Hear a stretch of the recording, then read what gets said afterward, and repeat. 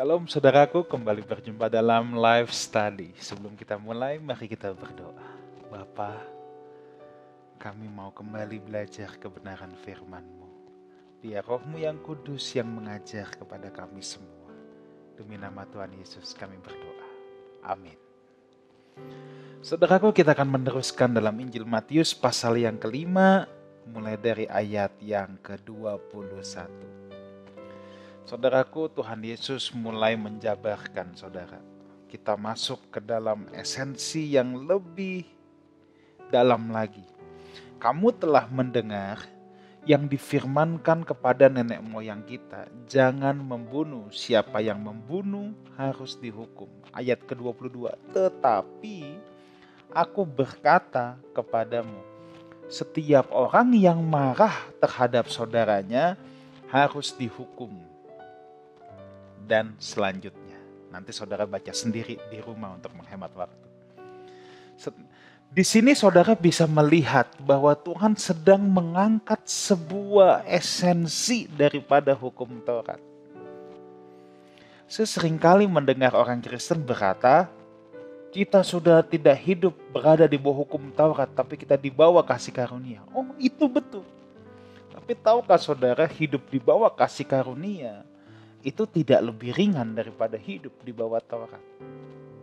Kenapa? Sebab kasih karunia, apa yang diajarkan Tuhan Yesus, itu justru intisari daripada Taurat. Itu esensinya.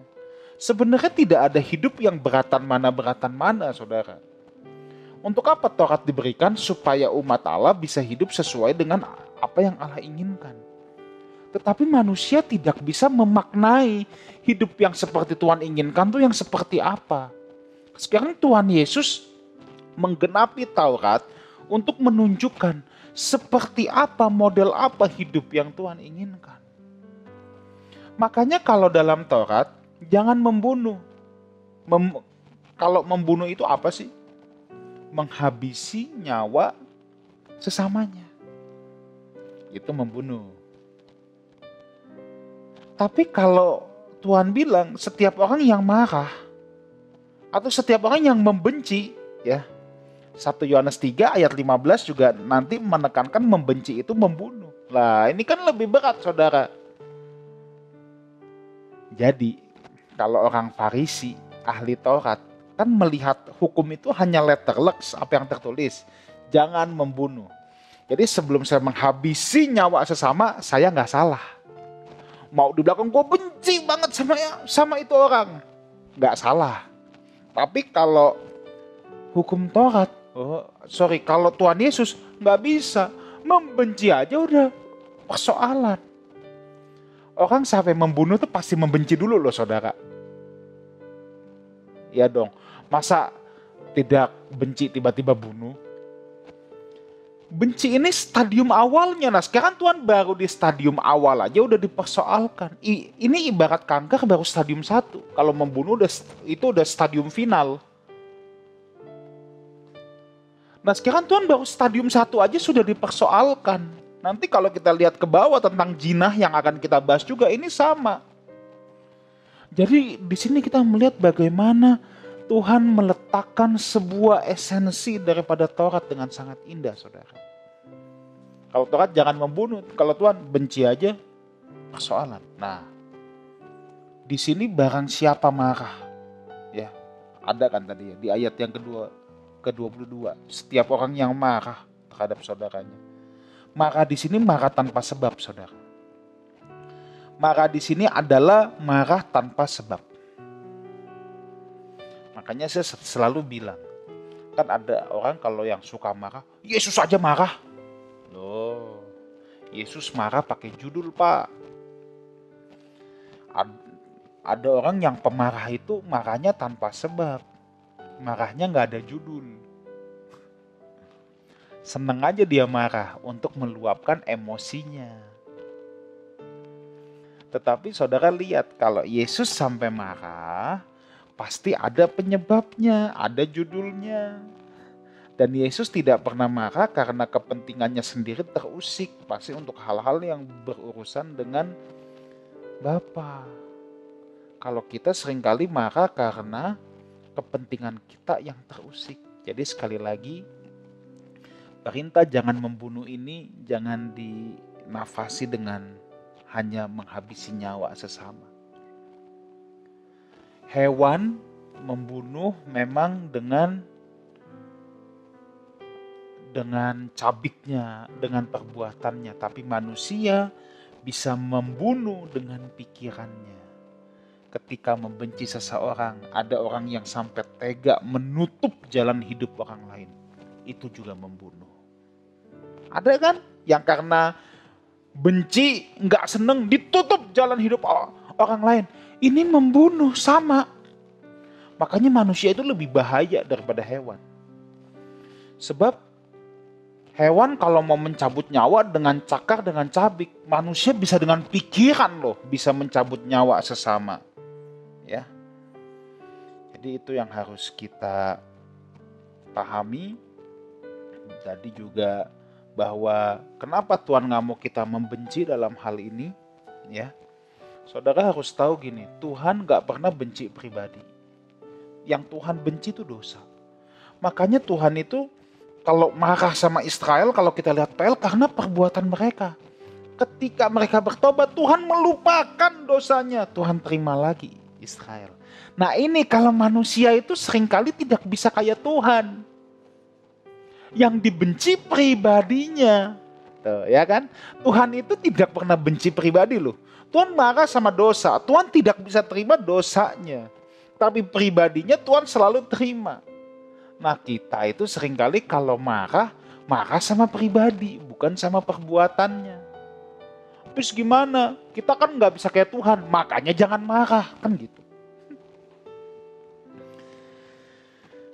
Tuhan itu luar biasa saudara ya. Wah kebenaran ini luar biasa.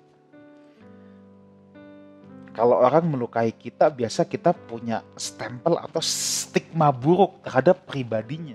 Bukan perbuatannya doang, tapi pribadinya juga. Ya, itulah sebabnya kita kalau sampai marah harus belajar punya amarah yang suci seperti Tuhan. Lalu ayat 23 sampai 26 ini bicara tentang mempersembahkan persembahan di atas mezbah. Terus dia ingat akan sesuatu yang ada di dalam hati saudaramu terhadap engkau. Ini saudara seiman konteksnya. Nanti di ayat yang setelahnya, ayat 25, baru segeralah berdamai dengan lawanmu. Ini bukan seiman, tapi kalau ini seiman. Tinggalkan dulu persembahan itu di depan mezbah. Pergilah berdamai dulu dengan saudaramu, lalu kembali untuk mempersembahkan persembahanmu itu. Jadi kalau kita ingat pelajaran yang lalu-lalu bahwa orang Kristen harus menjadi pembawa damai. Bahkan tuh yang di sini dikatakan, udah jangan, ini kalau saya pakai bahasa sehari-hari, jangan cuman gayanya kayak jago kebaktian.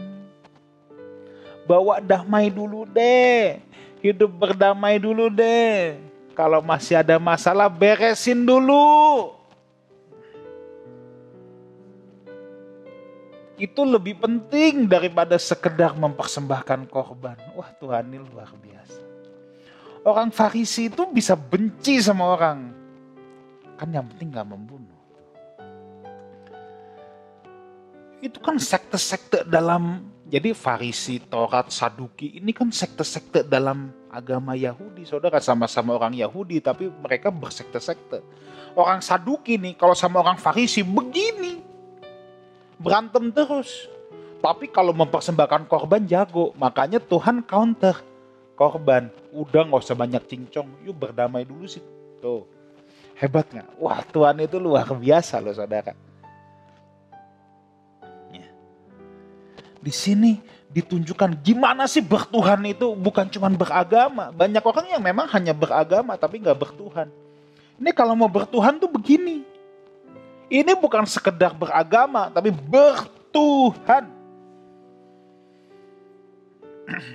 Jadi Tuhan bilang jangan ada permusuhan.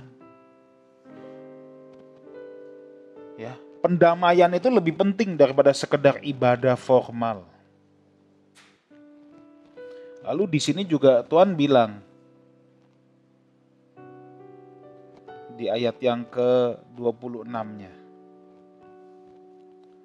Segeralah berdamai dengan lawanmu selama engkau bersama-sama dengan dia di tengah jalan, supaya jangan ia menyerahkan engkau dan menyerahkan engkau kepada pembantunya dan engkau dilemparkan ke penjara. Udah, jangan ribut sama siapapun, jangan ribut. Yang menarik ayat 26, sesungguhnya engkau tidak akan keluar dari sana sebelum engkau membayar hutangmu sampai lunas. Rupanya ini ada hutang saudara sama orang. Tuhan bilang bayar. Di sini kita belajar apa saudara? Kita belajar sebuah pertobatan yang bertanggung jawab. Ada orang Kristen yang aku sudah minta ampun sama Tuhan. Oh iya, Tuhan mengampuni, tapi tanggung jawabmu ada. Kalau punya hutang bayar. Sakeus mencontohkan itu loh.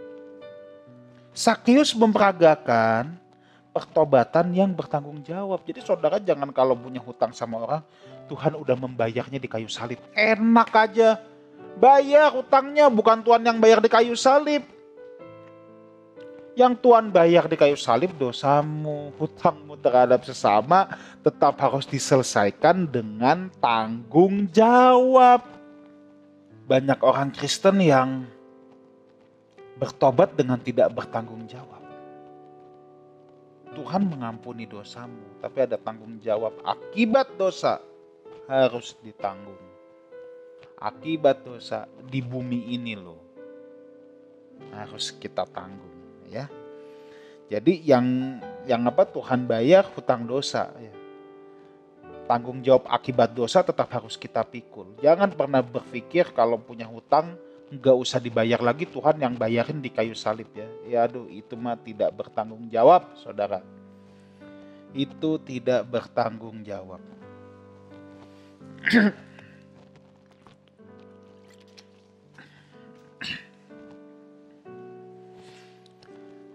Kita teruskan di ayat yang ke-27. Kamu telah mendengar, jangan berzina. Tetapi setiap orang yang memandang perempuan serta menginginkannya sudah berzina dengan dia dalam hatinya. Again, kalau tadi jangan membunuh, tapi kalau orang benci, kalau orang marah itu sudah membunuh. Sekarang juga sama. Jangan berzina. Nah kalau pengertian hukum yang letterleks, selama aku belum eksekusi, selama aku tidak berhubungan dengan orang yang bukan pasanganku, sebelum aku belum ke tempat pelacuran, aku aman. Oh, kalau sama Tuhan beda, saudara. Setiap orang yang memandang perempuan serta menginginkannya juga sudah berzina. Atau kalau dalam terjemahan lama, tergerak syahwatnya. Maka itu yang saya harus ingatkan, bahwa Tuhan Yesus tidak meniadakan, tapi diangkat esensi dari Taurat, esensi dari hukum itu. Mau menjadi umat pilihan, mau menjadi anggota keluarga kerajaan sorga, mau menjadi orang-orang yang punya pola hidup yang mencerminkan Tuhan, ya begini cara hidupnya. Diangkat esensinya sama Tuhan. Maka standarnya lebih berat saudara ya. Jadi saya kadang-kadang suka lucu kalau dengar orang Kristen yang berkata, oh kita bebas, kita nggak terikat sama Taurat. Nggak tahu dia ini lebih berat saudara. Kalau orang sama Taurat jangan membunuh, Kristen benci pun nggak boleh. Tuh, kalau Taurat jangan berzina, Kristen melihat mengingini pun tidak boleh. Ini nafasnya. Jika matamu yang kanan menyesatkan engkau, cungkil dan buanglah itu. Nah, dan selanjutnya, ini maksudnya apa tadi? Bicara zina. Zina dalam hati pun tidak boleh, itu kan zina dalam hati ya. Nah sekarang jendela sampai zina dalam hati apa? Mata. Ya. Ini bukan berarti kalau suami saudara di mall ngelirik perempuan lain terus saudara, Pak, congkel nih Pak, congkel. Bukan itu. Ya, jangan saudara kemana-mana bawa obeng nanti. Bukan itu. Tapi di sini Tuhan mengajarkan ya, jangan ada dosa yang dipertahankan. Jangan ada, ya. Saudara, kenapa dikatakan mata selain jendela? Saudara sadar gak, mata itu hal yang kita protek banget loh. Makanya kan juga ada dalam Pemazmur, kamu biji mata Tuhan. Mata itu kita protek. Makanya orang punya refleks, kalau ada benda yang dekat mata dia pasti merem. Pasti merem. Mata itu nalurinya memang diprotek. Nah sekarang Tuhan sedang ingin mengajar saudara, jangan ada yang dipertahankan. Apapun itu kalau dosa, buang. Harus berani dilepaskan. Harus berani kita tanggalkan. Itu maksud ayat ini. Ya. Itu maksud ayat ini. Jangan ada apapun, jangan kompromi. Jangan mempertahankan apapun dalam hidup ini yang membuat kita berdosa. Itu maksudnya. Itu maksudnya. Nah, ayat 31 dan 32 sekarang. Ya, jadi tadi kita sudah bicara ya bahwa kita harus berani melakukan apapun untuk meninggalkan dosa. Jangan ada yang disayangkan. Sekarang masalah menceraikan dan harus memberi surat cerai kepada istrinya. Tetapi aku berkata kepadamu, setiap orang yang menceraikan istrinya kecuali karena zina, ia menjadikan istrinya berzina. Dan siapa yang kawin dengan perempuan yang diceraikan, ia berbuat zina. Itu ayat 31-32. Setelah Yesus berbicara perzinahan, sekarang dia berbicara tentang perceraian. Harus diakui membahas ayat ini tidak mudah, saudara. Bisa mengundang multitafsir. Ya. Ada yang berkata, boleh cerai, boleh enggak. Tapi yang saya mau kemukakan gini, nafas dari ayat ini adalah seruan untuk setia kepada pasangan. Ingat ya, kita ini selalu belajar nafasnya. Nafasnya ini bukan terletak pada boleh cerai atau tidak boleh cerai. Nafas ini justru terletak pada kesetiaan kepada pasangan. Nanti ini lebih lengkap di Matius 19, saudara. Nah, tetapi sebelum itu, saudara harus tahu dulu bahwa dalam adat istiadat Yahudi, berkenaan dengan perceraian ada dua aliran rabi yang sangat terkenal, yaitu Rabi Shammai dan Rabi Hillel. Jadi antara orang Yahudi ada dua aliran yang sangat terkenal, aliran Shammai dan Hillel. Nah, dalam urusan konteks perceraian, Rabi Shammai ini haluannya sangat keras. Dia garis keras, saudara. Dia memberikan ruang yang sangat sempit untuk seseorang bisa bercerai. Sedangkan Hillel itu lebih lunak dalam hal perceraian. Dan menurut ahli sejarah Josephus, ya, Hillel itu lebih lunak. Bukannya berarti menggampangkan ya, tapi lebih lunak daripada Rabi Shammai. Ya. Nah, rupa-rupanya orang-orang Farisi tertarik dengan aliran Hillel yang lebih lunak ini. Sehingga mereka menanyakan kepada Yesus, apa saja sih yang diizinkan sampai boleh bercerai? Mereka ingin membenturkan pandangan Shammai dan Hillel. Dan dia mau lihat, ayo lo Yesus, pilih yang mana? Nah, dalam Matius 19, ketika ditanya, kalau saudara lihat Matius 19 ya, nanti saudara lihat sendiri di rumah. Saudara boleh lihat ketika dia bertanya sama Tuhan Yesus, kalau di Matius 19 ayat 3, apakah diperbolehkan orang menceraikan istrinya dengan alasan apa saja? Orang Farisi tertuju pada alasan perceraian karena otaknya emang pengen cerai. Yesus tertuju, lihat jawab Yesus, tidakkah kamu baca bahwa ia menciptakan manusia sejak semula menjadikan mereka laki-laki dan perempuan? Yesus menolak menjawab pertanyaan orang Farisi, tapi Yesus malah menjawab untuk meletakkan fondasi kitab Kejadian tentang Tuhan menciptakan laki-laki dan wanita. Di ayat yang keempat, yang kelima, nanti baca sendiri di rumah. Yesus justru di ayat 6 menegaskan bahwa pernikahan itu adalah lembaga yang diinisiasi oleh Tuhan, harus dihormati Tuhan dan dihormati manusia. Harus dihormati manusia, di mana itu lembaga ilahi, saudara. Jadi saudara bisa lihat ya, Farisi fokusnya pada cerainya, alasan perceraian. Yesus jawab beda. Nah, lalu kalau saudara lihat, Farisi menyebutkan ketentuan yang dikeluarkan Musa bagi perceraian. Nah, itu di ayat 7 dan 8 ya. Sedangkan Yesus jawabnya di ayat yang ke-8 kan ditanya tadi, lalu kenapa Musa memerintahkan untuk memberikan surat cerai? Yesus bilang, karena ketegaran hatimu Musa mengizinkan kamu menceraikan istrimu. Orang Farisi menitik beratkan bagaimana supaya bisa bercerai.